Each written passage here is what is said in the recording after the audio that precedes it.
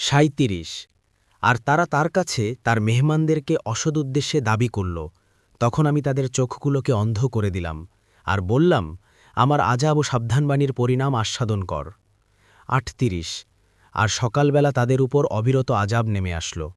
৩৯ আর আমার আযাব ও সাবধানবাণীর পরিণাম আস্বাদন কর।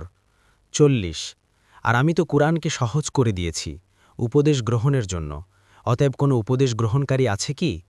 ৪১ ফিরাউন গোষ্ঠীর কাছেও তো সাবধানবাণী এসেছিল। ৪২ তারা আমার সকল নিদর্শনকে অস্বীকার করল, অতএব আমি মহাপরাক্রমশালী সর্বশক্তিমানের মতোই তাদেরকে পাকড়াও করলাম।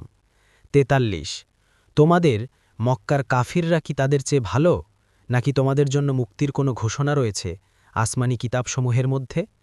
৪৪ নাকি তারা বলে আমরা সঙ্গবদ্ধ বিজয়ী দল?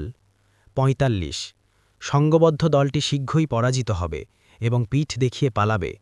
৪৬ বরং কিয়ামত তাদের প্রতিশ্রুত সময়, আর কিয়ামত অতি ভয়ঙ্কর ও তিক্ততর। ৪৭ নিশ্চয়ই অপরাধীরা রয়েছে পথভ্রষ্টতায় ও পরকালে প্রজ্জ্বলিত আগুনে।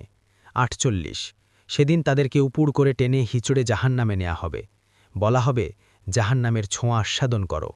৪৯ নিশ্চয়ই আমি সব কিছু সৃষ্টি করেছি নির্ধারিত পরিমাণ অনুযায়ী। ৫০ আর আমার আদেশ তো কেবল একটি কথা, চোখের পলকের মতো। ৫১ আর আমি তো তোমাদের মতো অনেককে ধ্বংস করে দিয়েছি, অতএব কোনো উপদেশ গ্রহণকারী আছে কি? ৫২ আর তারা যা করেছে সব কিছুই আমলনামায় রয়েছে। ৫৩ আর ছোট বড় সব কিছুই লিখিত আছে।